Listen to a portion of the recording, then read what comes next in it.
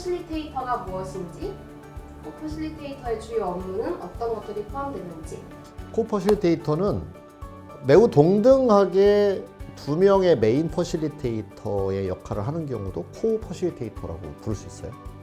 같이 하는 거니까. 우리 뭐 파운더 그러면 공동 설립자잖아요. 그러니까 공동 퍼실리테이션을 하는 거죠. 그 다음에 또 한 경우는 메인 퍼실리테이터가 있고 또 보조적인 협력을 해주는 퍼실리테이터도 있어요. 그 두 가지가 큰 틀에서 있다. 요걸 좀 이해를 하면 좋을 것 같고요.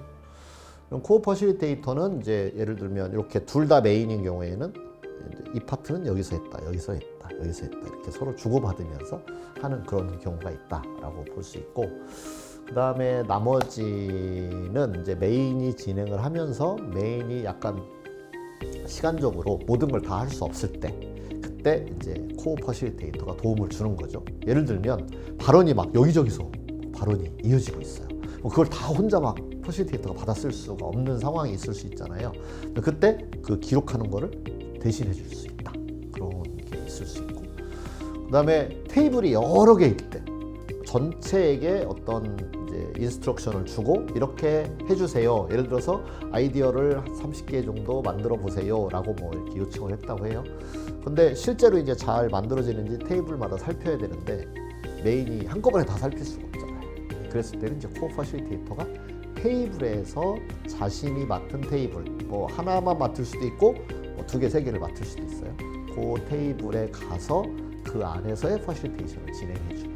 그래서 메인 퍼실리테이터, 테이블 퍼실리테이터 이렇게 협력으로 진행하는 경우도 있고 그렇게 역할이 나누어진다.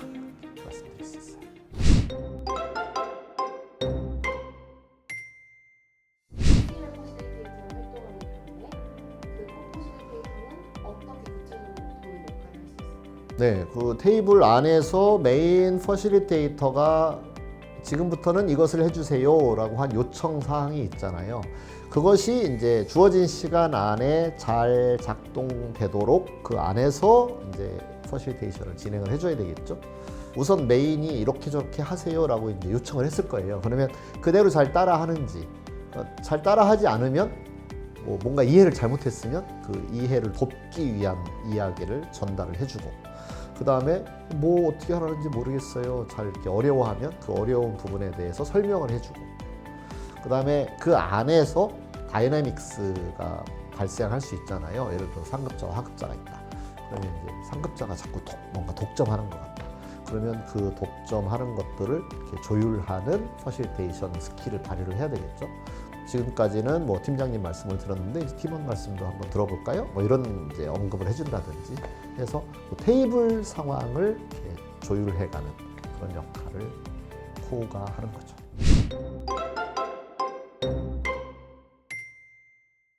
그러면 메인 퍼실리테이터가 되기 위해서는 이런 코퍼의 경험이 필수적인 거예요? 하면 많이 좋죠. 네, 왜 그러냐면 메인 퍼실리테이터는 사실은 전체 워크숍을 책임지는 거잖아요. 그래서 테이블에서 벌어지는 상황도 알고 있어야 나중에 메인을 진행을 할 때 그걸 염두에 두면서 진행을 할 수 있을 거잖아요. 그래서 테이블에 벌어지는 상황들을 많이 경험을 해보는 것은 매우 중요하다 그런 거고, 그다음에 메인 퍼실리테이터는 사실은 워크숍이 진행되는 당일은 별로 하는 게 없는 것처럼 보여요. 왜 그러냐면 막 작업을 할 때는 테이블에서 막 일을 하는 거니까 그때 메인 퍼실리테이터는 별로 하는 일이 없어 보이거든요. 그때 메인 퍼실리테이터는 테이블 간에 진도가 잘 맞춰서 나가고 있는지 그런 것들을 컨트롤하는 정도인 건데, 근데 진짜 메인이 이제 해야 되는 거는 그 워크숍이 진행되기까지 사전에 그 스폰서와 커뮤니케이션하고 몇 시간을 해야 될지, 어떤 프로세스로 설계를 하는 것이 좋은지, 또 코어 퍼실리테이터를 어떻게 교육을 할지, 그들과 협력을 어떻게 만들어갈지, 이런 준비 과정이 훨씬 더 필요한 중요한 과정이 되는 거죠. 그러면 메인 퍼실리테이터는 하지 않고 코퍼만 한다면 어떻게 될까요? 메인 퍼실리테이터로 활동을 하지 않고 계속 나는 퍼실리테이터로만 활동했어, 엄청 많이 했어, 난 이제 역량이 다 쌓였어 이렇게 생각할 수 있어요. 메인을 해봐야 역량이 쌓였다라고 할 수 있죠. 왜 그러냐면 퍼실리테이터의 역량이라고 하는 거는 고객과 커뮤니케이션도 잘 할 수 있어야 되고 고객의 니즈를 파악하는 능력이 있어야 되잖아요. 그 다음에 고객이 감시자가 아니라 협력자가 되도록 해야 되는 그런 파트너십을 만들어내는 능력도 있어야 되고 그 다음에 코 퍼실리테이터를 역할을 잘 하도록 사전에 교육하는 능력도 있어야 되고 프로세스 설계하는 능력도 있어야 되고 그런 부분들이 코 퍼실리테이션만 해서는 이렇게 향상되는 게 아니기 때문에 메인의 역할을 해야죠.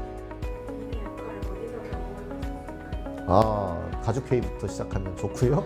네. 그리고 우리는 늘 회의에 참여를 하잖아요. 반드시 내가 회의 진행자라고 하는 역할이 나한테 주어지지 않았더라도 내가 참석한 서너 명의 회의 또는 대여섯 명의 회의에서 사람들이 발언하는 걸 이렇게 내가 기록해 주는 걸 해보는 거예요. 그러면 회의에 도움이 됐잖아요. 그럼 그게 메인 퍼실리테이터 역할을 한 거죠. 물론 일부분이죠. 그렇게 해서 경험을 계속 쌓아가면 언젠가 사람들이 알아봐요. 오, 저 사람이 오면 회의가 잘 되더라. 이번에도 도와줄래요? 그러면 이제 이번에 무슨 회의인데요? 물어보잖아요. 그럼 목적을 확인하는 거잖아요.